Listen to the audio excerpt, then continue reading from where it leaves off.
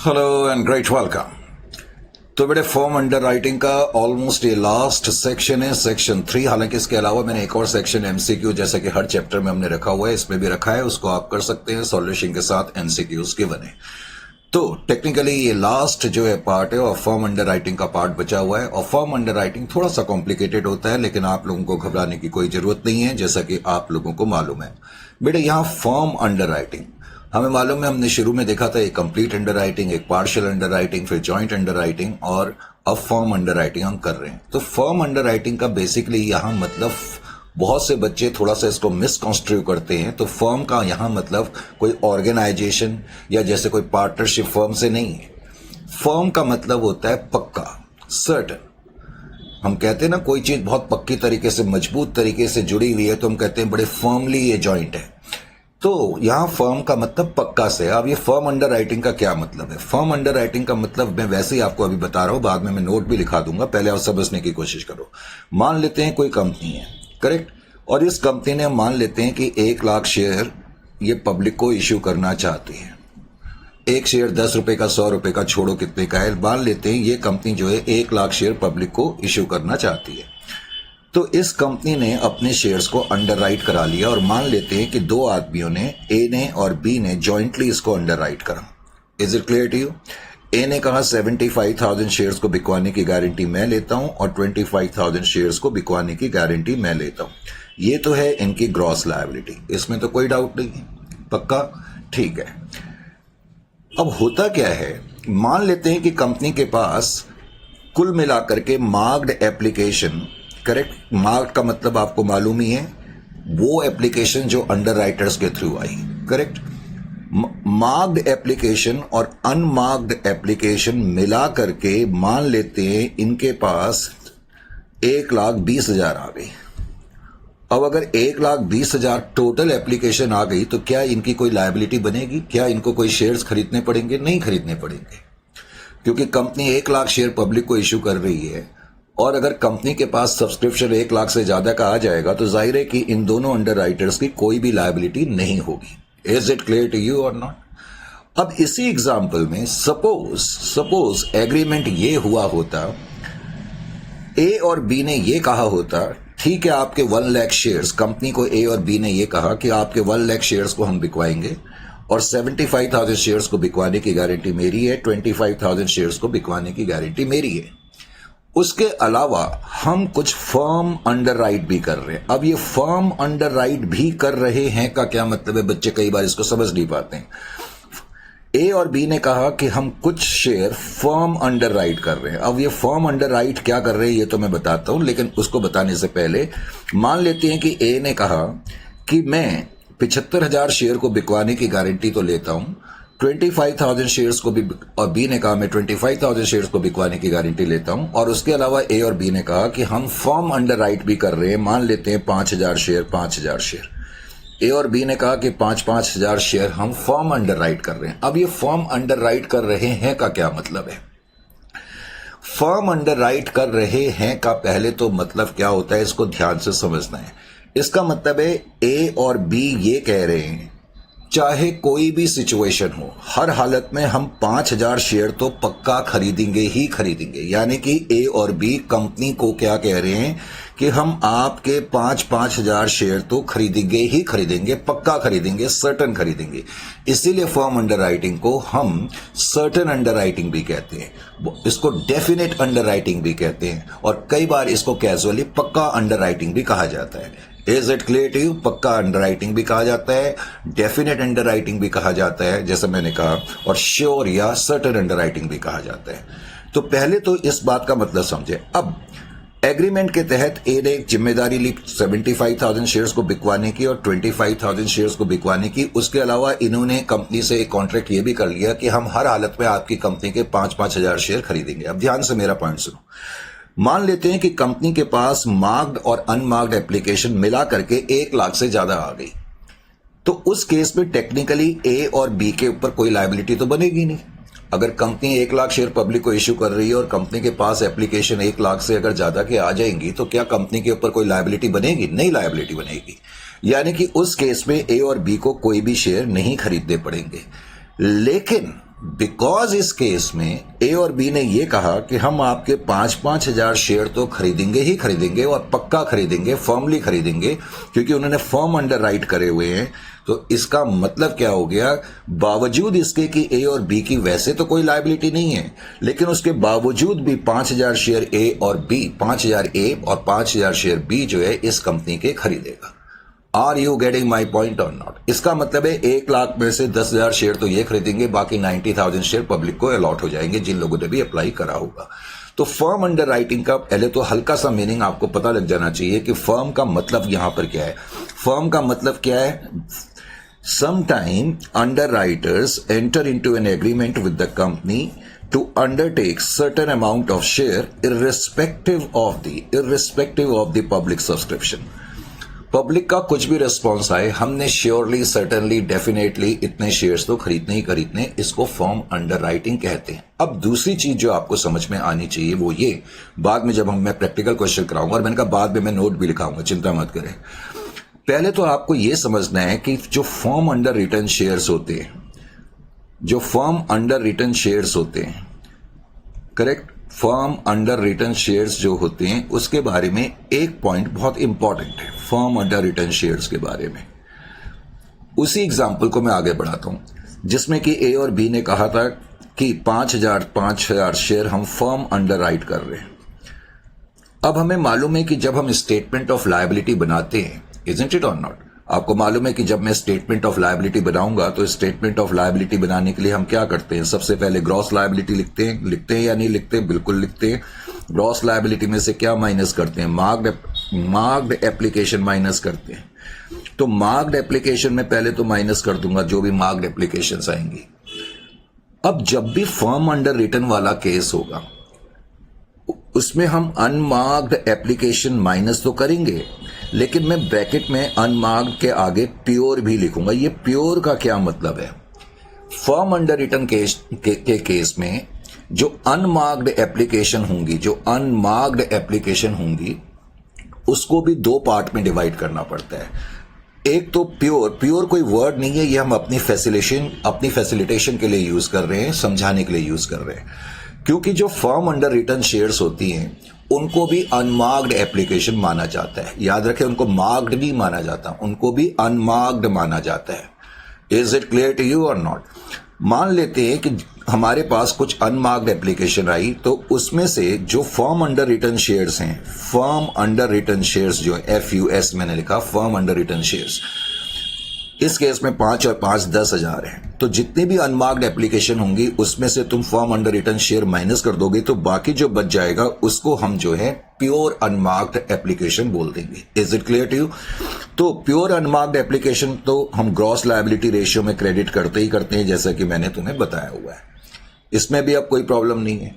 अब मेन जो प्रॉब्लम है वो ये कि फर्म अंडर रिटर्न शेयर जो है, फर्म अंडर रिटर्न शेयर, उसका भी क्रेडिट हमें देना पड़ता है। अब फर्म अंडर रिटर्न शेयर का क्रेडिट जो है, ध्यान से सुने मेरी बात को, फर्म अंडर रिटर्न शेयर का क्रेडिट एब्सोल्यूट टर्म्स में भी दिया जा सकता है। एब्सोल्यूट टर्म्स में अगर मैं क्रेडिट दूं इस केस में, तो बिकॉज ए ने कहा है कि मैं 5,000 शेयर अंडर राइट करूंगा, तो 5,000 में ए के कॉलम में से माइनस करूंगा, 5,000 बी के कॉलम में से माइनस करूंगा। फर्म अंडर रिटर्न शेयर का क्रेडिट एब्सोल्यूट टर्म्स में भी दिया जा सकता है और ग्रॉस लायबिलिटी के रेशियो में भी दिया जा सकता है। करेक्ट? अगर क्वेश्चन साइलेंट है तो मेरी एडवाइस ये है कि आप एब्सोल्यूट टर्म्स में ही क्रेडिट देना।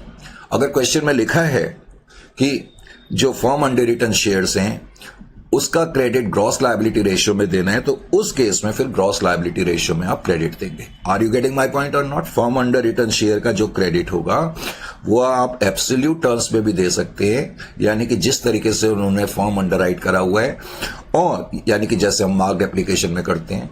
और ग्रॉस लायबिलिटी रेशियो में अगर क्वेश्चन कहता है कि फर्म अंडर रिटर्न शेयर का क्रेडिट ग्रॉस लायबिलिटी रेशियो में देना है, तो ग्रॉस लायबिलिटी रेशियो में आप दे देंगे। Is it clear to you और नॉट? तो किसी में भी क्रेडिट दिया जा सकता है। क्वेश्चन की डायरेक्शन पे ये डिपेंड करेगा।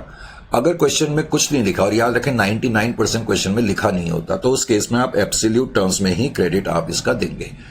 Is it clear to you और नॉट? समझ में आ गया? पक्का आ गया? ठीक है, यहां तक तो फर्म अंडर रिटर्न शेयर के बारे में ये पॉइंट तुम्हें अच्छी तरह से मालूम होना चाहिए। एक तो ये पॉइंट मालूम होना चाहिए और एक ये पॉइंट मालूम होना चाहिए, unless and until otherwise stated, हम यही मान के चलेंगे कि जो अनमार्क्ड एप्लीकेशन है उसके अंदर फर्म अंडर रिटर्न शेयर्स भी शामिल है। Is it clear to you? हम यही मान के चलेंगे। तो अनमार्क्ड एप्लीकेशन को दो हिस्सों में बांटना पड़ेगा, प्योर में और फर्म अंडर रिटर्न शेयर्स में। ये बेसिक पॉइंट्स को समझने के बाद अब मैं इस क्वेश्चन पे आता हूं, तो तब तुम्हें ये डीपली समझ में आएगा। और जो भी मैंने ये बोला, मैंने तुमसे कहा है कि मैं इस पे तुम्हें नोट भी लिखा दूंगा। Is it clear to you? इस पे मैं तुम्हें नोट भी लिखा दूंगा। एक दिन मैं इसको रब आउट कर लूं, जरा मुझे 1 मिनट का टाइम दे दो। तो फर्म अंडर रिटर्न शेयर्स का ही टॉपिक थोड़ा सा है ध्यान देने वाला, अदरवाइज बाकी तो इजी चैप्टर है कि नहीं? इजी चैप्टर है, बिल्कुल इजी है। अब इस क्वेश्चन में क्या कह रहा है, let's have a look over this particular question. कहता है स्कॉर्पियो लिमिटेड नाम की कंपनी जो है सेक्शन 3 का पहला क्वेश्चन कर रहे हैं। Scorpio limited came out with an issue of 45 lakh equity shares of ₹10 each eight A premium of ₹2 पर शेयर। तो स्कॉर्पियो लिमिटेड नाम की कोई कंपनी है और उसने कहा जी हम 45 लाख इक्विटी शेयर जो है वो पब्लिक को इश्यू करेंगे। 10 रुपए वाले शेयर है, 2 रुपए प्रीमियम पे इश्यू करेंगे। अब ये जो लाइन लिखी हुई है, the promoters took 20% of the issue. Promoters कौन होते हैं? जो किसी कंपनी को लॉन्च करते हैं उनको प्रमोटर्स कहते हैं। तो कई बार जब कोई कंपनी शेयर इश्यू करती है तो जिन लोगों ने कंपनी बनाई होती है वही लोग कुछ शेयर्स खरीद लेते हैं। तो 20% तो उन्होंने कहा हम खरीद लेंगे। तो 45 लाख का 20% आप निकाल लेंगे। 45 लाख का 20% 9 लाख होता है। इसका मतलब 45 लाख में से 9 लाख शेयर तो प्रमोटर्स नहीं खरीद लिए। तो इसका मतलब पब्लिक को कितने शेयर इश्यू हुए, हमने तो ये देखना है ना कि पब्लिक को कितने शेयर इश्यू करे जा रहे हैं। तो 45 लाख में से 20% आप माइनस करने के बाद 80% शेयर पब्लिक को इश्यू करे जा रहे हैं, यानी कि 36 लाख शेयर इश्यू करे जा रहे हैं। And the balance offer to the public, यानी कि 36 लाख शेयर जो है पब्लिक को इश्यू हुए हैं। और याद रखें, जो शेयर पब्लिक को इश्यू करे जाते हैं वही शेयर अंडर राइट करवाए जाते हैं। फिर कहता है issue was equally underwritten by A and company, B and company and C and company. तो अब की बार जो अंडर राइटर्स है, आपको याद होगा शुरुआत में जब मैंने ये चैप्टर कराया था, मैंने कहा अंडर राइटर्स कोई भी हो सकता है, इंडिविजुअल भी हो सकते हैं, पार्टनरशिप भी हो सकती है, इंस्टीट्यूशन भी हो सकते हैं, बैंक्स भी हो सकती है, इवन गवर्नमेंट भी हो सकती है। Is it clear to you? तो अब की बार 3 कंपनी है, A and company, B and company और सी एन कंपनी ने इसको अंडरराइट करा है और इक्वली अंडरराइट करा है। तो 36 लाख के शेयर से उनको इक्वली अंडरराइट करा गया है। अब देखो, ये वो लाइन है जिसकी वजह से मैं ये क्वेश्चन तुम्हें करा रहा हूं। इस लाइन की वजह से मैंने कहा ये क्वेश्चन मैं तुम्हें करा रहा हूं। ये देखो, ये जो लिखा है वो क्या कह रहा है, एक सेकेंड, वो कह रहा है each under writer took firm under writing of 1 lakh shares each. इस क्वेश्चन में ये जो लाइन दी हुई थी, इसकी वजह से ये question firm underwritten share का है। अब की बार प्रत्येक कंपनी ने, जो स्कॉर्पियो लिमिटेड जो कि अपने शेयर इश्यू कर रही है, तो अंडर राइटर्स ने स्कॉर्पियो लिमिटेड से ये एग्रीमेंट भी करा कि हम 1-1 लाख शेयर तो खरीदेंगे ही खरीदेंगे। Each under writer took firm under writing of 1 lakh share each. समझ में आ गया? 1 लाख शेयर तो उन्होंने कहा हम खरीदेंगे ही खरीदेंगे। अब ये लाइन भी इंपॉर्टेंट है, ये आपको मेन चीज इसमें यही लाइन होगी जो मैं पढ़ रहा हूं। Subscription for 31 lakh equity shares were received with marked forms, with marked form, but ये लाइन देखो जो मैं यहां पर मार्क भी कर रहा हूं, but excluding firm underwritten share from the underwriters as given below. इस लाइन को अगर एक बार समझने का आर्ट आपको आ गया ना, तो इसका मतलब फर्म अंडर राइटिंग तो फिर आपके लिए 1 मिनट का खेल है, और जिसको मैं अपनी इंग्लिश की क्लासेस में कहता रहता हूं, almost like a walk in the morning. Correct? तो वो क्या कह रहा है कि कंपनी के पास टोटल सब्सक्रिप्शन 31 लाख का आया, यानी कि 31 लाख एप्लीकेशंस तो हमारे पास आई हैं। 31 लाख एप्लीकेशंस आई हैं। आपको मालूम है जो एप्लीकेशंस होती हैं उसमें कुछ तो क्या बोलते हैं मार्क्ड एप्लीकेशंस होती हैं और कुछ अनमार्क्ड एप्लीकेशन होती हैं, ये तो तुम्हें मालूम है। अब इस लाइन को देखो, ध्यान से पढ़ो। Subscription for 31 lakh equity shares way receipt, वो कह रहे हैं 31 लाख का सब्सक्रिप्शन मिला विद मार्क्ड फॉर्म्स, यानी कि इसके अंदर मार्क्ड एप्लीकेशन है, but excluding firm underwritten share. लेकिन वो कह रहा है कि ये जो एप्लीकेशन है इसके अंदर फर्म अंडर रिटर्न शेयर्स नहीं है, फर्म अंडर रिटर्न शेयर्स इसके अंदर इंक्लूड नहीं है। ये लाइन आपको समझनी है। इसके अंदर फॉर्म अंडर रिटर्न शेयर यानी कि जो एप्लीकेशंस आई हैं इसके अंदर फॉर्म अंडर रिटर्न शेयर वाली एप्लीकेशन इंक्लूड नहीं है। करेक्ट। अब मैं क्या करूंगा, पहले तो ये मार्क्ड एप्लीकेशन उसने हमें दी हुई है। करेक्ट। तो मार्क्ड एप्लीकेशन कह रहा है ए की तरफ से इतनी है, बी की तरफ से इतनी है और सी की तरफ से इतनी है। अब ये जो मार्क्ड एप्लीकेशन आई है इनका टोटल भी तुम्हें दिया ही हुआ है 28,75,000। वो तुम इसमें से माइनस कर दोगे तो तुम्हें ये पता लग गया कि ये अनमार्क्ड एप्लीकेशन कितनी है। और ये वाली जो अनमार्क्ड एप्लीकेशन मानी जाएंगी ये प्योर अनमार्क्ड मानी जाएंगी। ये प्योर अनमार्क्ड क्यों मानी जाएंगी? क्योंकि ये जो एप्लीकेशंस आई हैं इसके अंदर फॉर्म अंडर रिटर्न शेयर्स वाली एप्लीकेशन इंक्लूड नहीं है। अगर क्वेश्चन ये कहता कि जो एप्लीकेशन आई है उसके अंदर फॉर्म अंडर रिटर्न शेयर की एप्लीकेशन भी शामिल है, अगर क्वेश्चन ये कहता कि जितनी एप्लीकेशन आई है उसके अंदर फॉर्म अंडर रिटर्न शेयर भी इंक्लूड है, तो उस केस में मैं पहले तो मार्क्ड एप्लीकेशन तो हमें दी होंगी, फिर जो बच जाता वो अनमार्क्ड एप्लीकेशन होती और फिर मैं अनमार्क्ड एप्लीकेशन को भी दो हिस्सों में बांटता, प्योर में और फॉर्म अंडर रिटर्न शेयर में। यानी कि जो भी अनमार्क्ड एप्लीकेशन होती उसमें से मैं form underwritten share minus करता तो जो बच जाती उसको मैं प्योर अनमार्क्ड एप्लीकेशन कहता। पर इस क्वेश्चन में उसने कहा जो एप्लीकेशंस आई हैं उसके अंदर फॉर्म अंडर रिटर्न शेयर्स शामिल नहीं है, तो इसका मतलब मार्क्ड एप्लीकेशन माइनस करके जो आएगा उसको हम जैसे नॉर्मली हम अनमार्क्ड कहते हैं, तो यानी कि ये प्योर अनमार्क्ड है। Is it clear to you? Pure unmarked का मतलब है ये फॉर्म अंडर रिटर्न शेयर वाली अनमार्क्ड एप्लीकेशन नहीं है, ये नॉर्मल अनमार्क्ड एप्लीकेशन है। Is it clear to you? तो ये पॉइंट अब आपकी समझ में अच्छी तरह से आ जाना चाहिए। एक बार ये लाइन तुम्हें समझ में आ गई तो 31 लाख में से ये जो भी माइनस करोगे तो तुम्हारे पास फिर अनमार्क्ड एप्लीकेशंस आ जाएंगे। एक बार जब तुम्हें ये पता लग गया कि अनमार्क्ड एप्लीकेशंस कितनी हैं, जो कि नियर अबाउट आ जाएंगी 2,25,000 की, 2,25,000 की। एक बार अनमार्क्ड एप्लीकेशन तुम्हें पता लग गई और फॉर्म अंडर रिटर्न शेयर तो है ही 3 लाख, वो हमें क्वेश्चन में दिया ही हुआ है। यानी कि अगर ध्यान से देखा जाए तो हम क्या कहेंगे, कंपनी के पास total application 31 lakh plus 3 lakh 34 lakh की है। याद रखो ये जो फॉर्म अंडर रिटर्न शेयर वाली एप्लीकेशन होती हैं इनको भी अनमार्क्ड माना जाता है, लेकिन वो डिपेंड करता है क्वेश्चन में हमें क्या दिया है। कई बार क्वेश्चन में कहेगा वो जो एप्लीकेशन आई उसके अंदर फॉर्म अंडर रिटर्न शेयर वाली इंक्लूड है और कई बार वो कहेगा एक्सक्लूड है। इस क्वेश्चन में उसने कहा कि जो एप्लीकेशंस आई हैं उसके अंदर फॉर्म अंडर रिटर्न शेयर शामिल नहीं है, सम्मिलित नहीं है। तो जब सम्मिलित नहीं होंगे तो आप इस तरह से करना, जो भी एप्लीकेशंस आई हैं वो आपको बता देंगे मार्क्ड और अनमार्क्ड कितनी है और फॉर्म अंडर रिटर्न शेयर इस केस में 3 लाख है। अब तुम्हें ये तो पता लग गया फॉर्म अंडर रिटर्न शेयर्स इतने हैं। बस मेन चीज ये होती है अब हमें ये देखना है कि क्या क्वेश्चन में फॉर्म अंडर रिटर्न शेयर का जो क्रेडिट मिलेगा अंडर राइटर्स को उसके बारे में कोई इंफॉर्मेशन है या नहीं है। तो ये देखने के लिए क्वेश्चन में क्या कहता है इसका हम आगे बढ़ते हैं। कहता है underwriters are eligible for a commission of 5%। ये तो नॉर्मल चीज है।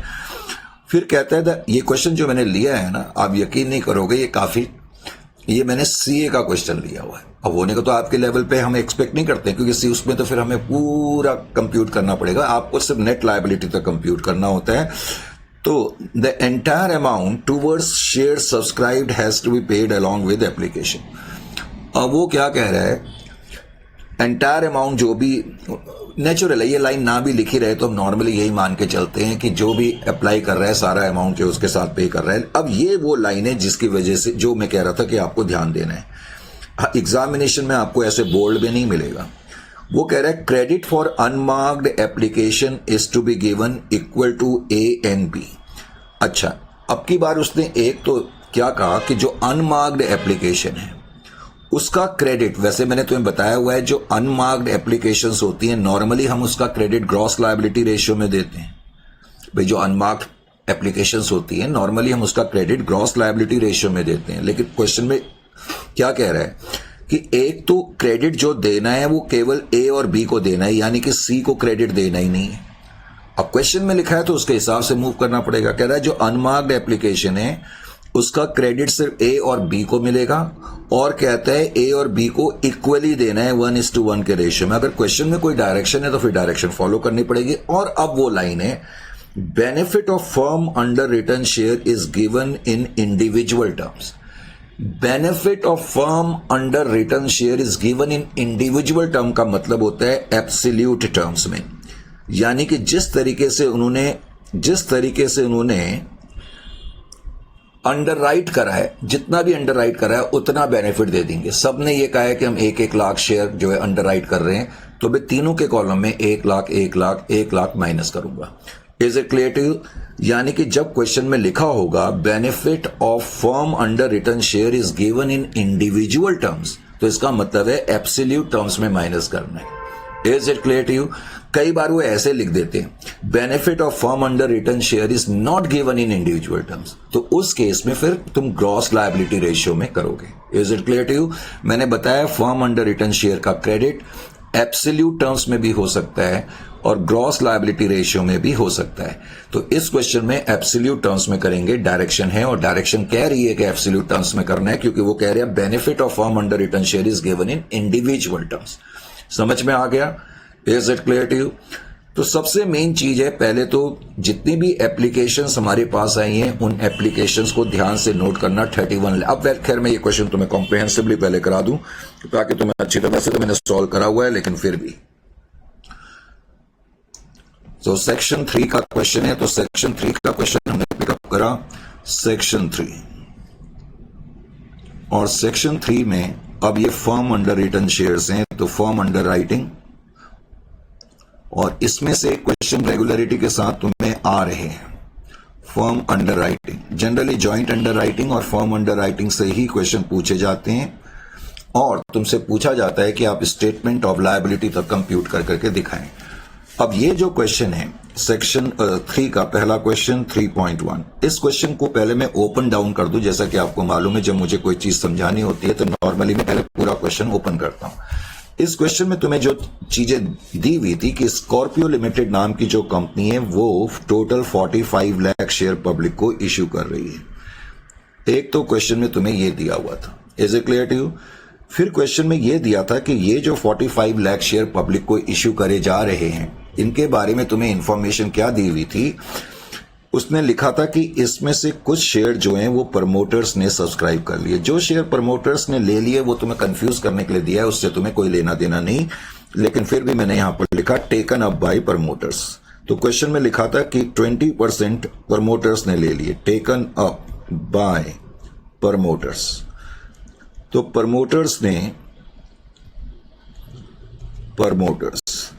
कितना लिया उन्होंने? 20%। तो 20% का मतलब कितना हो गया? 20% ऑफ 45 लाख कितना आ जाएगा? 9 लाख आ जाएगा। इसका मतलब 9 लाख शेयर्स तो प्रमोटर्स ने ही खरीद लिए। Is it clear to you? अब उसने कहा कि जो बैलेंस है वो हमने पब्लिक इश्यू करा, तो इसका मतलब बैलेंस, उसने कहा जो शेयर्स बच गए वो हमने पब्लिक को इश्यू कर दिए। Balance that is for public issue. तो पब्लिक के लिए हमने कितने शेयर इश्यू करे? पब्लिक इश्यू यानी कि जो पब्लिक को इनवाइट करा जा रहा है कि आप हमारे शेयर खरीदो, तो 45 लाख में से मैं 9 लाख माइनस कर दूंगा, इसका मतलब 36 लाख। तो 36 लाख शेयर जो हैं पब्लिक को इश्यू करे जा रहे हैं। Is it clear to you? Number 1, of course इन शेयर्स को अंडरराइट करा गया है, इसमें कोई डाउट नहीं है, और 3 अंडरराइटर्स हैं जिन्होंने इसको इक्वली अंडरराइट करा है, ये मैं तुम्हें बता चुका हूं। 36 लाख। उसके बाद जो क्वेश्चन में एक मेन चीज मैंने तुम्हें बताई थी जो कि तुम्हें समझ में आनी चाहिए, उसने हमें यह बताया था टोटल एप्लीकेशंस। अब जो टोटल एप्लीकेशंस हमारे पास आई है ना, टोटल एप्लीकेशंस रिसीव्ड, तो टोटल एप्लीकेशंस रिसीव्ड जो तुम्हें दिया हुआ है, उसने कहा 31 लाख जो एप्लीकेशंस हैं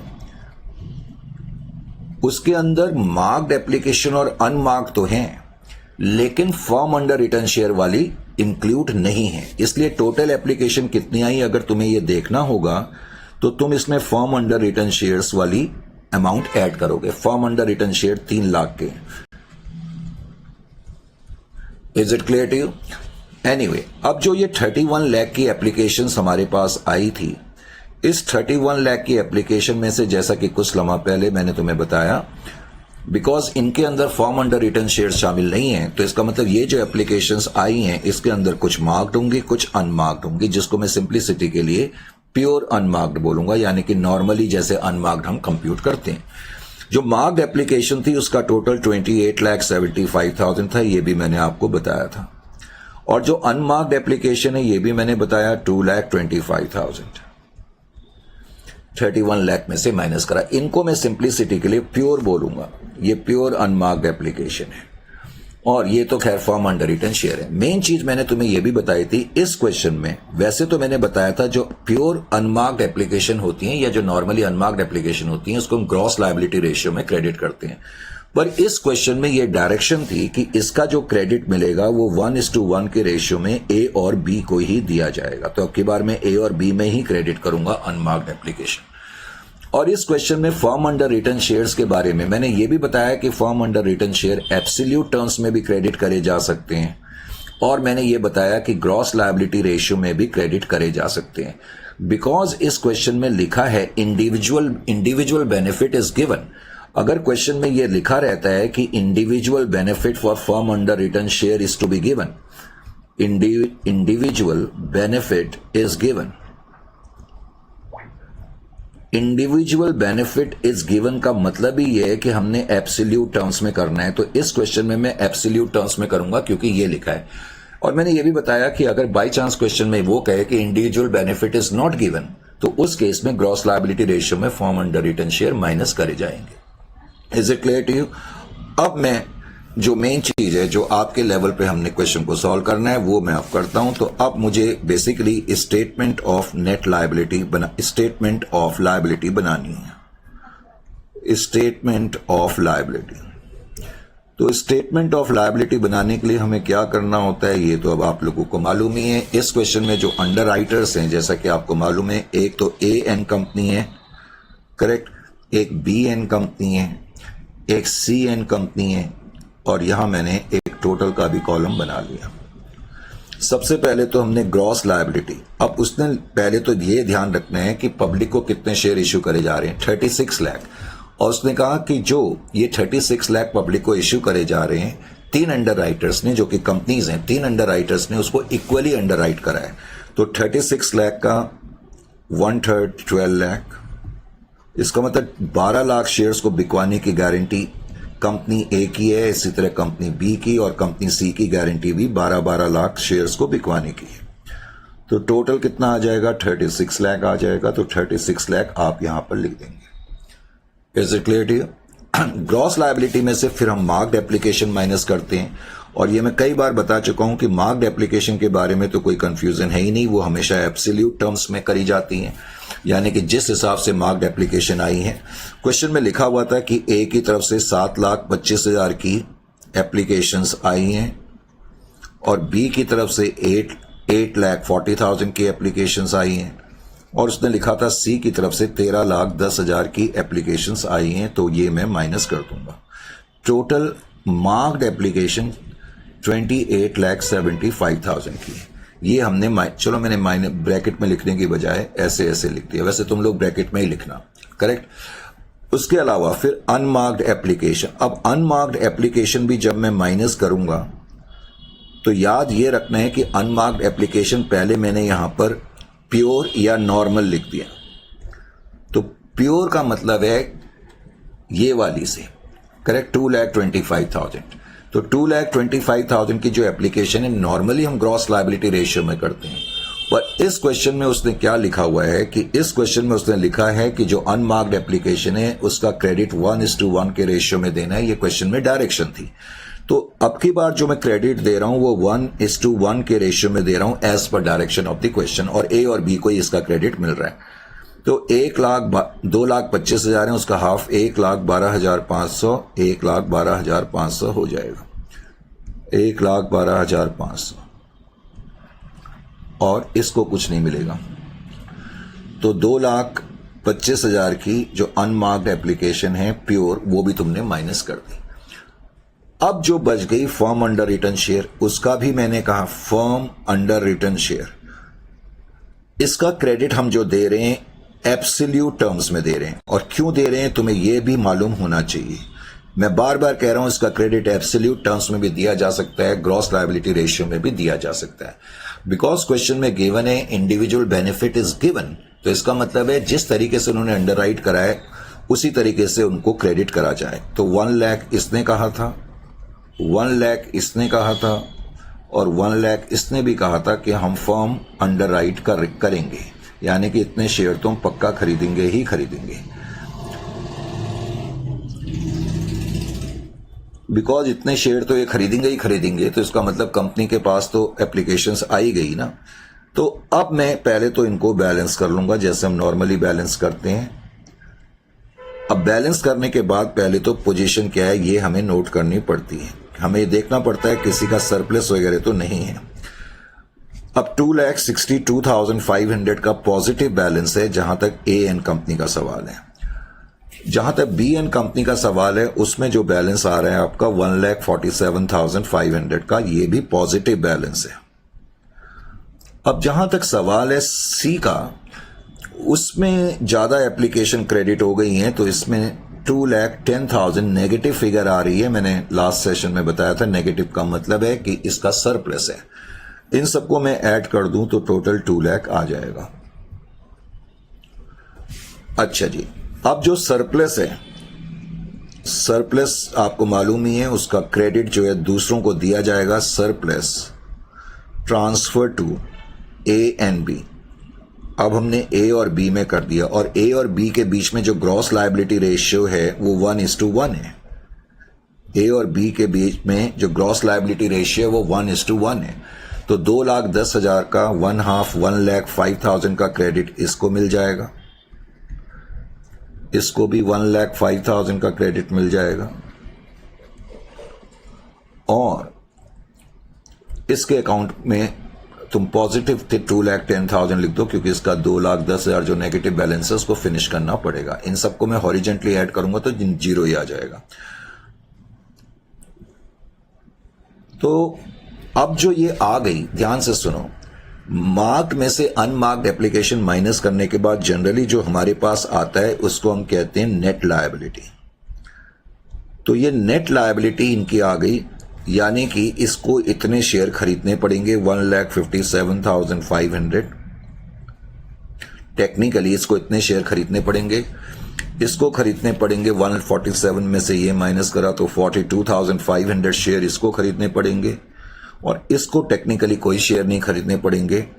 तो इस तरह से जो 2 लाख शेयर की शॉर्टफॉल है वो इन दोनों को खरीदनी पड़ेगी। लेकिन जब क्वेश्चन फॉर्म अंडर राइटिंग का होगा तो तुम सिर्फ नेट लायबिलिटी कंप्यूट करके मत दिखाना।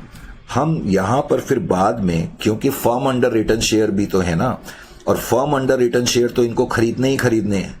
तो firm underwritten share 1 lakh ये भी खरीदेगा, 1 लाख ये भी खरीदेगा, ये तो खरीदने ही खरीदने हैं। इसके अलावा 1-1 लाख शेयर भी तो इनको खरीदने हैं कि नहीं? समझ में आया कि नहीं आया? 3 लाख शेयर तो इन लोगों ने कहा था कि हम खरीदेंगे ही खरीदेंगे। तो इसका मतलब अब जो हमारे पास आ जाएगा, यानी कि फर्म अंडर रिटर्न वाले क्वेश्चंस में तुम्हें नेट लायबिलिटी के अलावा ग्रॉस लायबिलिटी भी कंप्यूट करके दिखानी पड़ती है। तो हम बोलेंगे कि ए को कुल मिलाकर के 2,57,500 शेयर्स खरीदने पड़ेंगे, बी को 1,42,500 के शेयर्स खरीदने पड़ेंगे, और सी को 1 लाख शेयर खरीदने पड़ेंगे। Is it clear to you? तो इस तरह से टोटल शेयर ये लोग खरीदेंगे 5 लाख। समझ में आया फॉर्म अंडर रिटर्न शेयर्स का question? Is it clear to you? है नहीं इंटरेस्टिंग? सर बड़ा इंटरेस्टिंग है, मजा भी आ गया, मजा आना भी चाहिए। अब देखो, ऐसे क्वेश्चन में वो तुमसे पूछेगा नहीं, लेकिन मैं वैसे तुम्हें एक बार, क्योंकि मेरा मन नहीं मानता है, लेकिन मैंने कहा चलो तुम्हें ये भी बता दूं, अगर मैं ये कंप्यूट करना चाहूं, calculation of amount receivable, calculation of amount receivable and payable, हालांकि वो तुमसे पूछेगा नहीं, लेकिन फिर भी मैं तुम्हें यह भी कंप्यूट करके दिखा देता हूं एक बार। तो मैंने कहा था ABC। अब ऐसे क्वेश्चन नॉर्मली हम जब कंप्यूट करते हैं अमाउंट रिसीवेबल एंड पेएबल, क्योंकि इससे पहले जो हमने स्टेटमेंट बनाई थी उसमें हमारे पास आंसर यहीं तक आता था, नेट लायबिलिटी तक, उसमें फर्म अंडर रिटर्न शेयर के केस नहीं होते थे। लेकिन अब की बार तो इनको टोटल इतने शेयर खरीदने हैं ना, तो जितने शेयर इनको खरीदने हैं पहले तो वो तुम यहां पर लिख दोगे, यानी कि अब की बार मैंने यहां पर टोटल लायबिलिटी या ग्रॉस लायबिलिटी इनकी लिखी। 2,57,500 शेयर्स इनको खरीदने पड़ेंगे, इसको 1,42,500 खरीदने पड़ेंगे और इसको 1 लाख शेयर खरीदने ही पड़ेंगे। अब मैं मल्टीप्लाइड कर दूंगा इश्यू प्राइस से। इश्यू प्राइस क्वेश्चन में लिखा था कि स्कॉर्पियो लिमिटेड नाम की जो कंपनी है 10 रुपए का शेयर 2 रुपए प्रीमियम पे इशू कर रही है, यानी कि 12 रुपए के हिसाब से हम इनको मल्टीप्लाइड कर देंगे। तो इसका मतलब ये तो हमारे पास आ गया अमाउंट रिसीवेबल कि ए को टोटल 2,57,500 शेयर खरीदने पड़ेंगे 12 रुपए के हिसाब से। तो हमारी कंपनी ने इसका मतलब ए से 30,90,000 रुपीज लेने हैं। इसी तरह 1,42,500 इंटू 12 में कर दूं तो 17,10,000 रुपए हमारी कंपनी ने इसका मतलब बी से लेने हैं और इसी तरह से हमारी कंपनी ने सी से 12 लाख रुपए लेने हैं। इस तरह से तुम्हें पता लग गया कि अमाउंट रिसीवेबल तो कितना है। अब तुम इसमें से लेस कर दो पेएबल। पेएबल का मतलब अंडर राइटिंग कमीशन। तो कितना अमाउंट तुमने पे करना है अगर तुम वो देखोगे तो पेएबल के लिए मुझे क्या करना पड़ेगा, मैं इनकी ग्रॉस देखो यहां कंफ्यूज मत होना, ये ग्रॉस लायबिलिटी जो है ना वो ये वाली, इसको कई लोग टोटल लायबिलिटी भी कहते हैं, तो तुम इसको टोटल ही लिख लिया करो, इससे कंफ्यूजन नहीं होगी। तो ग्रॉस लायबिलिटी का मतलब जो उन्होंने शुरुआत में जो हमने फिगर लिखी थी टोटल शेयर्स को बिकवाने की जो गारंटी ली थी, तो gross liability into under writing commission, under writing commission कितना इनटू इश्यू प्राइस और इनटू कमीशन की परसेंटेज जो कि 5% है। तो ऐसा कर करके वो तुम कंप्यूट कर सकते हो, मैं तुम्हें डायरेक्टली बता रहा हूं, क्योंकि 12 लाख इंटू 12 इंटू 5% में करूंगा तो 6 लाख आ जाएगा। और बिकॉज हर एक की ग्रॉस लायबिलिटी 12 लाख की थी तो इसलिए कमीशन जो है वो हर एक का सेम आ जाएगा। तो इसका मतलब इतना पैसा आपने देना है। तो इसमें से ये माइनस कर देंगे, ये माइनस कर देंगे, ये माइनस कर देंगे, तो तुम्हें पता लग जाएगा कि नेट अमाउंट तुमने कितना रिसीव करना है। तो नेट रिसीवेबल भी तुमने निकाल लिया, नेट रिसीवेबल। तो नेट रिसीवेबल जो आ जाएगा, इसका मतलब हमारी कंपनी ने ए से 24,90,000 रुपीज लेने हैं। कितना लेना है? 24,90,000। इससे हमने कितना लेना है? 11,10,000। और फाइनली इससे हमने 6 लाख रुपए लेने हैं। तो फर्म अंडर रिटर्न केस में अब तुम्हें अच्छी तरह से चीजों का मालूम होना अच्छी तरह से चीजों के बारे में मालूम हो जाना चाहिए। Is it clear to you? समझ में आ गया कि नहीं आ गया? अब समझ में आ गया तो फिर जरा एक क्वेश्चन और देखें इसका।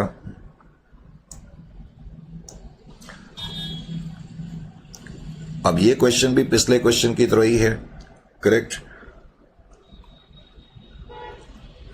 अब इस क्वेश्चन में 3.2 में वो क्या कहता है? पहले तो 3.2 में पिछले क्वेश्चन की तरह उसने लिखा कंपनी जो है 10 लाख इक्विटी शेयर्स पब्लिक को इश्यू कर रही है 10 रुपए वाले एट ए प्रीमियम ऑफ ₹1 पर शेयर।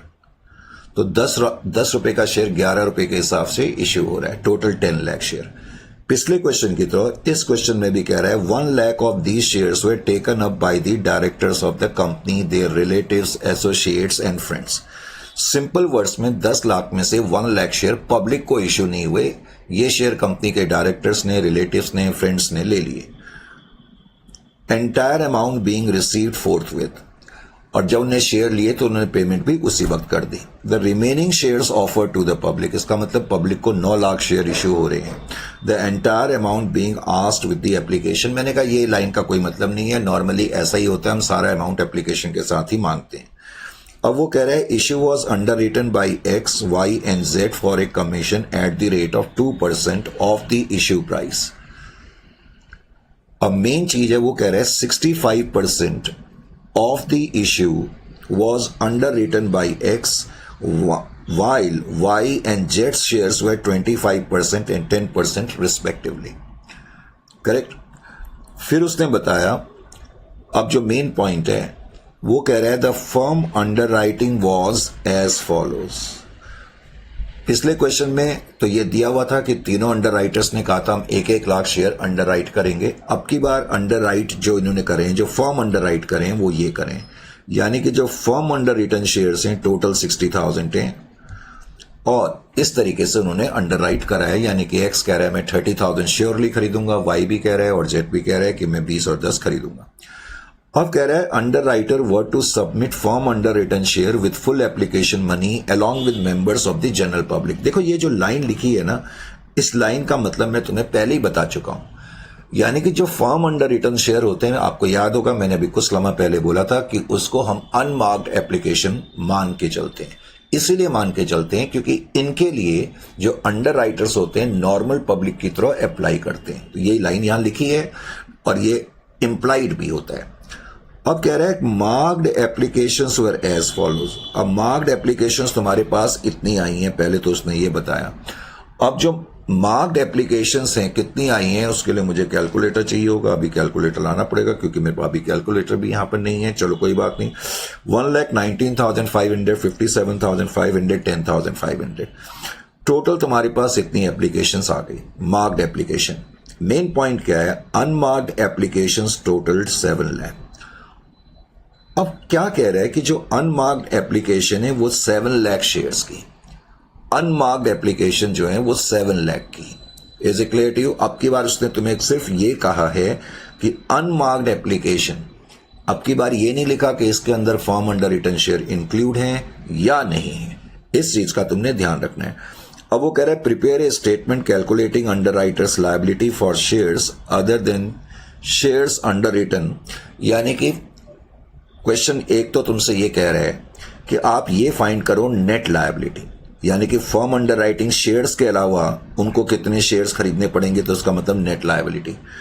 और वैसे तो क्वेश्चन कह रहा है कि एंट्रीज भी पास करें, लेकिन मैंने कहा तुम्हारे लेवल पे ये पूछा नहीं जाता, तुम्हारे लेवल पे सिर्फ यही पूछा जाता है, नेट लायबिलिटी।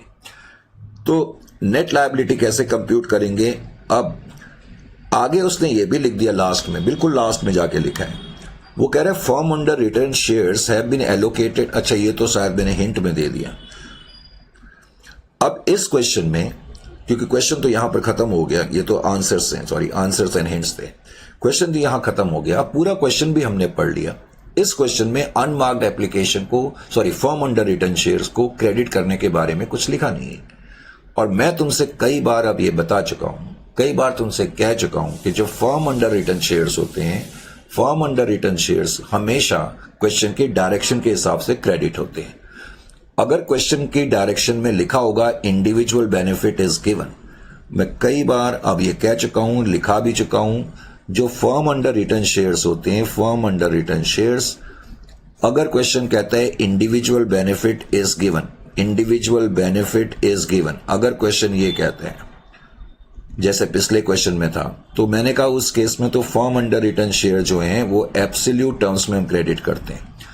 अगर इंडिविजुअल बेनिफिट क्वेश्चन कहता है इज नॉट गिवन, तो उस केस में firm underwritten share gross liability ratio में क्रेडिट करे जाएंगे। Is it clear to you? उस केस में ग्रॉस लायबिलिटी रेशियो में करे जाएंगे।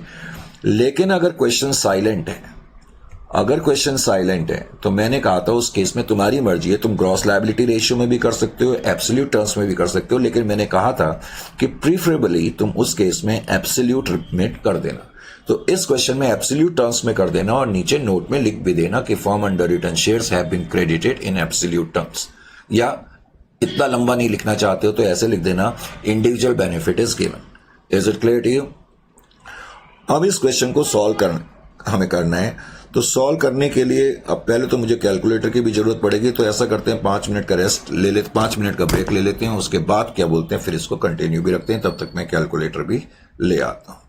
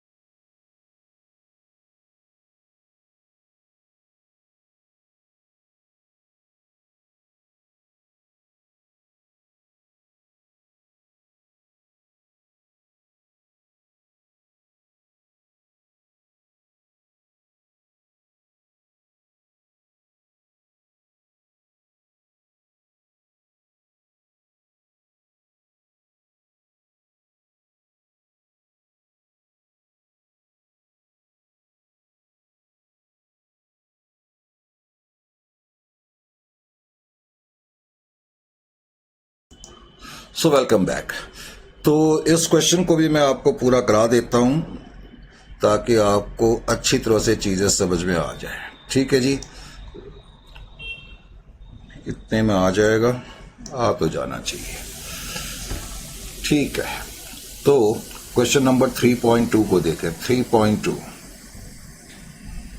तो स्टेटमेंट ऑफ लायबिलिटी मैंने लिखा क्योंकि इसमें हमें दो तरह की लायबिलिटी फाइंड करनी पड़ती है, नेट लायबिलिटी भी और टोटल लायबिलिटी भी, फॉर्म अंडर रिटन के केस में। स्टेटमेंट ऑफ लायबिलिटी, पहले तो स्टेटमेंट ऑफ लायबिलिटी बनाने से पहले मैं थोड़ा सा और क्लियर कर देता हूं। क्वेश्चन में ये कहानी थी, मैं क्वेश्चन की एक शीट अपने पास रख लूं ताकि बार बार मुझे क्वेश्चन ना देखना पड़े। जॉइंट स्टॉक कंपनी ने 10 लाख शेयर इश्यू करे हैं 10 रुपए वाले, तो total number of shares issued जो हैं, टोटल शेयर कितने इश्यू हैं, total shares issued 10 lakh shares issue हुए हैं।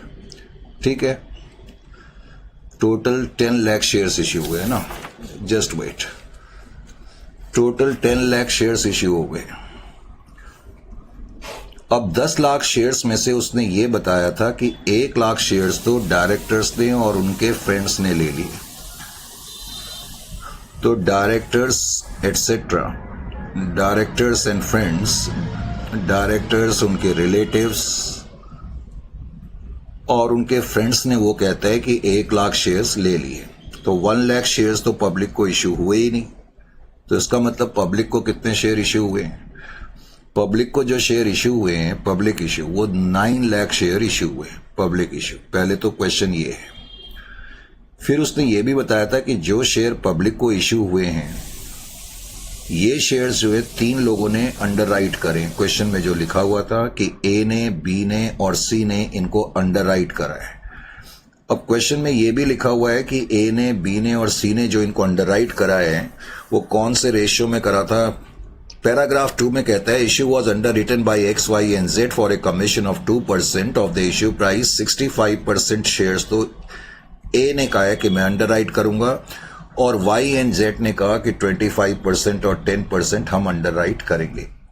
ये इस क्वेश्चन में एक चीज थी। उसके अलावा क्वेश्चन में उसने हमें यह भी दिया हुआ था कि फॉर्म अंडर रिटन शेयर्स, ए, बी और सी ने ये भी कहा है, और ये एक्स, वाई, जेड, एक्चुअली मैंने यहाँ ए बी सी लिख दिया क्वेश्चन में, ये ए बी सी तो है ही नहीं, एक्स वाई और जेड हैं। चलो कोई बात नहीं, एक्स वाई जेड कर देते हैं, एक्स वाई एंड जेड। तो इन लोगों ने कहा कि एक्स ने कहा 30,000 मैं फॉर्म अंडरराइट करूंगा, वाई ने कहा 20,000 मैं करूंगा और जेड ने कहा 10,000 मैं अंडरराइट करूंगा। ये तो फॉर्म अंडर रिटन शेयर्स के बारे में है। फिर क्वेश्चन में मार्क्ड एप्लीकेशंस के बारे में तुम्हें दिया हुआ था कि मार्क्ड एप्लीकेशंस जो तुम्हारे पास आई है, मार्क्ड एप्लीकेशंस, उसने ये भी बताया कि जो मार्क्ड एप्लीकेशन है एक्स की तरफ से 1,19,500 की आई है, वाई की तरफ से 57,500 की आई है और उसने बताया कि जेड की तरफ से 10,500 की मार्क्ड एप्लीकेशंस आई हैं। पहले तो मैं इन एप्लीकेशंस का टोटल कर लूं। इन एप्लीकेशन का जब मैं टोटल करूंगा तो 1,19,500 तो ये आ गया, प्लस 57,500 प्लस 10,500, तो टोटल ये आ रहा है 1,87,500। मार्क्ड एप्लीकेशन तो 1,87,500 है। Is it clear to you? अब इस क्वेश्चन में तुम्हें एक चीज और समझ में आनी चाहिए, वो मैं थोड़ा सा यहां बता देता हूं क्योंकि थोड़ी जगह कम है। अब देखो टोटल एप्लीकेशंस जो आपके पास आई होंगी, टोटल एप्लीकेशंस, अब जो टोटल एप्लीकेशंस होती हैं वो मार्क्ड एप्लीकेशन भी होती हैं, कुछ अनमार्क्ड प्योर एप्लीकेशन भी होती हैं। पर इस क्वेश्चन में उसने हमें सिर्फ क्या दिया है कि 1,87,500 की मार्क्ड एप्लीकेशन आई हैं और उसने लिखा हुआ है अनमार्क्ड एप्लीकेशन 7 लाख है। जबकि पिछले क्वेश्चन में उसने क्या लिखा था कि जो अनमार्क्ड एप्लीकेशन है उसके अंदर फॉर्म अंडर रिटन शेयर वाली एप्लीकेशन इंक्लूड नहीं है। पिछले क्वेश्चन में ये लिखा हुआ था। तो अब की बार तुम्हें अनमार्क्ड एप्लीकेशन, अब की बार हम क्या मान के चलेंगे कि जो अनमार्क्ड एप्लीकेशन है उसके अंदर फॉर्म अंडर रिटन शेयर वाली एप्लीकेशन भी इंक्लूड है। अब की बार हमें ये मान के चलना पड़ेगा। इसका मतलब जो फॉर्म अंडर रिटन शेयर्स वाली एप्लीकेशंस हैं, सॉरी जो अनमार्क्ड एप्लीकेशन है उसके अंदर पहले तो तुम फॉर्म अंडर रिटन शेयर वाली एप्लीकेशन हटा दो अब फर्म अंडर रिटर्न जो है वो टोटल 30 + 20 + 10 60,000 है। इसका मतलब फर्म अंडर रिटर्न शेयर्स कितनी हो गई, 60,000 हो गई। तो जो ये बच गया 6,40,000, इसको मैं प्योर अनमार्क्ड एप्लीकेशन बोल दूंगा, जो मैं उतनी देर से बताने की कोशिश कर रहा था। तो ये प्योर अनमार्क्ड एप्लीकेशन है, क्योंकि अब की बार हम मान के चल रहे हैं कि जो अनमार्क्ड एप्लीकेशन है उसके अंदर firm underwritten share include है। ऐसा क्यों मान के चल रहे हैं? क्योंकि अब की बार क्वेश्चन में लिखा नहीं है कि जो अनमार्क्ड एप्लीकेशन है वो एक्सक्लूसिव है या इंक्लूसिव है। जब लिखा नहीं होगा तो आप ये मान के चलेंगे कि उसके अंदर वो इंक्लूड है। Is it clear to you? तो अब आपको पता लग गया मार्क्ड इतनी है, प्योर अनमार्क्ड इतनी है, फर्म अंडर रिटर्न शेयर इतनी है। अब की बार क्वेश्चन में फर्म अंडर रिटर्न शेयर्स के बारे में कोई डायरेक्शन नहीं है, नो डायरेक्शन। इनके क्रेडिट के बारे में कोई डायरेक्शन नहीं है। जब क्रेडिट के बारे में कोई डायरेक्शन नहीं होगी तो मैंने तुम्हें बताया हुआ है कि आप एब्सोल्यूट टर्म्स में क्रेडिट कर देना। एब्सोल्यूट टर्म्स का मतलब है ये मान करके कि जैसे इंडिविजुअल बेनिफिट इज गिवन है। तो ये तो मैंने पूरा क्वेश्चन ही पहले आपके सामने ओपन डाउन कर दिया। अब इस क्वेश्चन को करने के लिए सबसे पहले तो हमने अंडर राइटर्स के नाम लिखे, एक्स है, वाई है और जेड है, और उसके अलावा फिर टोटल भी हमने लिख दिया। सबसे पहले हम ग्रॉस लायबिलिटी कंप्यूट करते हैं। 9 लाख शेयर्स हुए हैं, पब्लिक को इश्यू करे जा रहे हैं। अब 9 लाख का 65%, 65 ही थे ना, हाँ 65%, 9 लाख इंटू 65% यानी कि 5,85,000। तो एक्स ने कहा कि मैं अंडर राइट करूंगा। वाई ने कहा था कि 9 लाख का 25% यानी कि 2,25,000 मैं अंडर राइट करूंगा, और जेड ने कहा था कि 10% मैं करूंगा यानी कि 90,000। तो पहले तो 9 लाख को आपने 65%, 25% और 10% में डिवाइड कर दिया। अब हम मार्क्ड एप्लीकेशन इसमें से माइनस करेंगे। अब मार्क्ड एप्लीकेशन एक्स की तरफ से अभी मैंने बताया था 1,19,500 की मार्क्ड एप्लीकेशंस हैं। इसी तरह से वाई की तरफ से जो मार्क्ड एप्लीकेशन है वो 57,500 की है, और जेड की तरफ से क्वेश्चन में लिखा हुआ है 10,500 की मार्क्ड एप्लीकेशन है। इनका टोटल भी मैंने अभी करा था 1,87,500। तो इस तरीके से मार्क्ड एप्लीकेशन का क्रेडिट आपने दे दिया। अब अनमार्क्ड एप्लीकेशन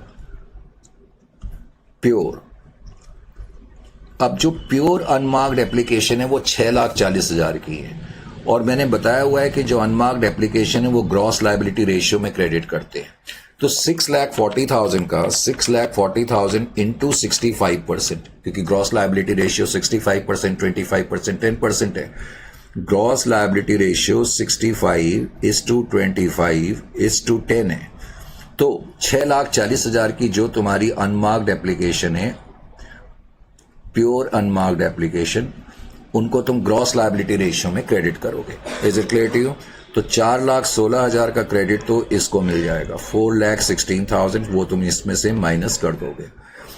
उसके अलावा 6,40,000 इंटू 25% यानी कि 1,60,000 का क्रेडिट इसको मिल जाएगा, और 6,40,000 का 10% 64,000 का क्रेडिट इसको मिल जाएगा। Is it clear to you? उसके बाद फर्म अंडर रिटर्न शेयर का क्रेडिट हम देंगे, और फर्म अंडर रिटर्न शेयर का क्रेडिट जो हम दे रहे हैं, मैंने कहा एब्सोल्यूट टर्म्स में दे रहे हैं। वो इसलिए दे रहे हैं क्योंकि क्वेश्चन में कोई डायरेक्शन नहीं है। तो एक्स ने कहा था कि 30,000 जो है मैं अंडर राइट करूंगा, फर्म अंडर राइट करूंगा। वाई ने कहा था मैं 20,000 करूंगा, और इसने कहा था मैं 10,000 करूंगा। तो 60,000 जो फर्म अंडर रिटर्न शेयर हैं वो भी तुमने माइनस कर दी। अब ये माइनस करने के बाद हमें पहले तो इनका बैलेंस कंप्यूट करना पड़ेगा। अब जब मैं बैलेंस कंप्यूट करूंगा तो 5,85,000 माइनस 1,19,500 माइनस 4,16,000 एंड माइनस 30,000। तो इसके अकाउंट में तो पॉजिटिव बैलेंस आ रहा है 19,500 का। 19,500 पॉजिटिव बैलेंस है। इसका देखें 2,25,000 माइनस 57,500 माइनस 1,60,000 एंड माइनस 20,000। इसके अकाउंट में 12,500 नेगेटिव बैलेंस आ रहा है यानी कि सरप्लस है। इसके अकाउंट में सरप्लस है। और जो जेड है उसमें 90,000 में से माइनस करा 10,500, माइनस करा 64,000, माइनस करा 10,000, इसके अकाउंट में भी पॉजिटिव बैलेंस है 5,500। अगर मैं इन सबको ऐड करता हूं तो क्या आएगा, 19,500 minus 12,500 plus 5,500, that is equal to 12,500। ये अभी जो हमारे पास आया है इसको हम लिखेंगे बैलेंस। करेक्ट, ये क्या आ गया, बैलेंस आ गया। अब बैलेंस को हासिल करने के बाद आपने क्या करना है, बैलेंस तो आपके पास आ गया। अब जो सरप्लस है, less surplus, surplus credited to, अब उसका क्रेडिट हम दे देंगे किसको, एक तो एक्स को और जेड को। अब x और z के बीच में जो रेशियो है वो 65% और 10% है। समझ में आ गया। तो 12,500 इंटू 65 डिवाइडेड बाई 75, तो ये थोड़ा पॉइंट्स में आ रहा है। तो क्रेडिट इसको जो मिलेगा 10,833 शेयर्स का मिलेगा। इसको तो क्रेडिट मिलेगा, इसको अकाउंट को खत्म करने के लिए इसमें पॉजिटिव मुझे लिखना पड़ेगा।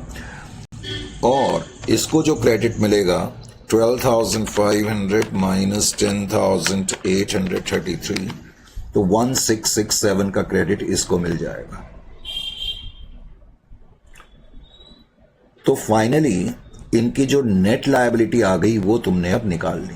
तो नेट लायबिलिटी आपको पता लग गई कि नेट लायबिलिटी जो एक्स की होगी वो इतनी होगी, that is 19,500 minus 10,833, that is equal to 8667। तो 8667 इसकी तो जीरो, और इसकी होगी 5,500 minus 1667, that is equal to 3833। ये टोटल मैं करूंगा तो 12,500 ही आ जाएगा।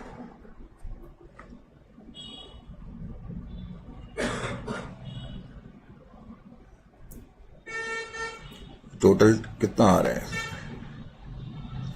एक मिनट जरा मैं टोटल चेक कर लूं। 8667 प्लस 3833, 12,500, ठीक है। तो तुम्हें ये नेट लायबिलिटी तो पता लग गई। अब नेट लायबिलिटी तुम्हारे को जब पता लग गई तो ध्यान ये रखना है कि नेट लायबिलिटी के पता करने के बाद मैंने तुमसे कहा था फर्म अंडर रिटर्न शेयर्स के केस में अब तुम्हें यहां पर firm underwritten share add करने पड़ेंगे, क्योंकि ये शेयर्स भी तो इनको खरीदने पड़ेंगे। अब यहां पर जब ऐड करेंगे, यहां पर हम हमेशा नेट लायबिलिटी कंप्यूट करने के बाद जब firm underwritten share add करे जाएंगे वो हमेशा एब्सोल्यूट टर्म्स में ही ऐड होंगे। जब ऊपर माइनस करते हैं तो मैंने कहा firm underwritten share absolute terms में भी माइनस हो सकते हैं, ग्रॉस लायबिलिटी में भी हो सकते हैं, वो डिपेंड करता है क्वेश्चन में लैंग्वेज क्या है। अगर इंडिविजुअल बेनिफिट गिवन होता है तो मैंने कहा एब्सोल्यूट टर्म्स में माइनस करेंगे, इंडिविजुअल बेनिफिट गिवन नहीं होगा तो ग्रॉस लायबिलिटी रेशियो में करेंगे। यानी कि यहां पर firm underwritten share absolute terms में भी माइनस हो सकते हैं और ग्रॉस लायबिलिटी रेशियो में भी माइनस हो सकते हैं। लेकिन जब टोटल लायबिलिटी फाइंड करनी होगी तो हम एब्सोल्यूट टर्म्स में ही करेंगे। सपोज इसी क्वेश्चन में अगर ये लिखा होता कि individual benefit is not given, तो मैंने ये 60,000 को ग्रॉस लायबिलिटी रेशियो में क्रेडिट करा होता, लेकिन मैं नीचे जब ऐड करूंगा तो एब्सोल्यूट टर्म्स में ही ऐड करूंगा। तो 30,000 में इसको ऐड करूंगा, 20,000 इसको ऐड करूंगा, 10,000 में इसको ऐड करूंगा। तो इस तरीके से तुमने क्या देखा कि जो टोटल लायबिलिटी आ गई वो इनकी इतनी आ गई, टोटल लायबिलिटी। तो टोटल लायबिलिटी 38,667 तो एक्स की आ जाएगी, 20,000 जो है वो वाई की, और जेड की जो है वो 13,833, टोटल 72,500। तो इस तरीके से तुम्हें ये करना पड़ेगा। फर्म अंडर रिटर्न शेयर्स के बारे में अब कहानी बिल्कुल क्लियर हो जानी चाहिए। Is it clear to you? तो टेक्निकली ये चैप्टर फिनिश अप हो चुका है, क्योंकि अब जो बचे हुए क्वेश्चंस हैं वो तुम सारे कर सकते हो। करेक्ट। अब जैसे 3.3 है, मैं वैसे ही तुम्हें बता रहा हूं, 3.3 में भी अब सब क्वेश्चंस तुम कर सकते हो। डिटेल्ड हिंट्स तुम्हें दिए हुए हैं। वो कह रहे हैं एयर लिंक्स लिमिटेड ने 2,50,000 इक्विटी शेयर इश्यू करे हैं 10 रुपए वाले, entire amount payable on application. तो पहले तो ये जो 2,50,000 है, 2,50,000 एक तो कह रहा है रेड है, एक कह रहा है येलो है, एक कह रहा है ग्रीन है और एक है वाइट। करेक्ट। सबसे पहले तो तुम ग्रॉस लायबिलिटी रेशियो में, ग्रॉस लायबिलिटी रेशियो यानी कि 30%, 25%, 25% और 20% में ये 2,50,000 के जो शेयर्स हैं इनको डिवाइड कर दो। करेक्ट। जो भी फिगर आ जाएगी वो ग्रॉस लायबिलिटी बता देगी। आपकी बार 4 अंडरराइटर से। फिर कह रहा है कि red, yellow, green and white had also agreed on firm underwriting of 8,000, 12,000, nil and 30,000। वैसे तो 4 अंडरराइटर हैं, लेकिन 3 अंडरराइटर्स ने कहा, रेड ने कहा मैं 8,000 शेयर खरीदूंगा, येलो ने कहा कि मैं श्योरली 12,000 शेयर खरीदूंगा, लेकिन ग्रीन ने कहा कि मैं श्योरली कुछ नहीं खरीदूंगा, और व्हाइट ने कहा कि मैं 30,000 शेयर खरीदूंगा। ये तो फर्म अंडर रिटन शेयर्स हैं। टोटल सब्सक्रिप्शन, देखो ये लाइन इंपॉर्टेंट होती है, बस ये लाइन इंपॉर्टेंट है। टोटल सब्सक्रिप्शन क्या कह रहा है? एक्सक्लूडिंग फॉर्म अंडर राइटिंग, यानी कि जो एप्लीकेशंस तुम्हारे पास आई हैं उसके अंदर मार्क्ड एप्लीकेशन है और अनमार्क्ड एप्लीकेशन है, ये समझ लेना। यानी कि जो तुम्हारे पास टोटल एप्लीकेशंस आई हैं, जितनी भी एप्लीकेशंस आई हैं उसके अंदर मार्क्ड एप्लीकेशन होंगी और प्योर अनमार्क्ड होंगी, क्योंकि जो एप्लीकेशंस आई हैं वो कह रहा है उसके अंदर फॉर्म अंडर रिटन शेयर वाली एप्लीकेशन इंक्लूड नहीं है। अब जो मार्क्ड एप्लीकेशंस हैं, पहले तो तुम मार्क्ड एप्लीकेशन का टोटल कर लो। अब जब तुम मार्क्ड एप्लीकेशन का टोटल करोगे 48 प्लस कितना आ जाएगा, मैं वैसे ही बता रहा हूं, दैट इज इक्वल टू 160 आ रहा है क्या? फिर भी 48 प्लस 40 प्लस 24 प्लस 48 160 आ रहा है। तो इसका मतलब 1,60,000 तो मार्क्ड एप्लीकेशन है। 1,60,000 मार्क्ड एप्लीकेशन है।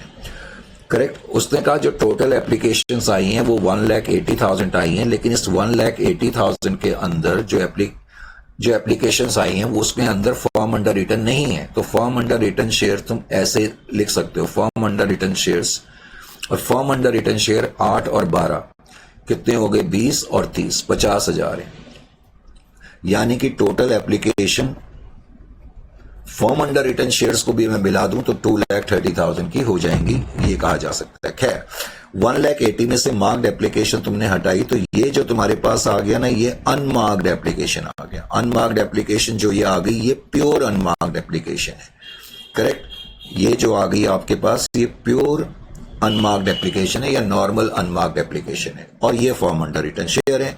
अब इस क्वेश्चन में भी फॉर्म अंडर रिटन शेयर के बारे में कुछ नहीं लिखा कि इंडिविजुअल बेनिफिट दिया गया है या नहीं दिया गया, तो तुम फॉर्म अंडर रिटन शेयर को, बिकॉज क्वेश्चन में कोई डायरेक्शन नहीं है, तो एब्सोल्यूट टर्म्स में माइनस कर देना। अब मैंने क्वेश्चन करा ही हुआ है वैसे तो, और मैंने सब कुछ बता ही दिया है।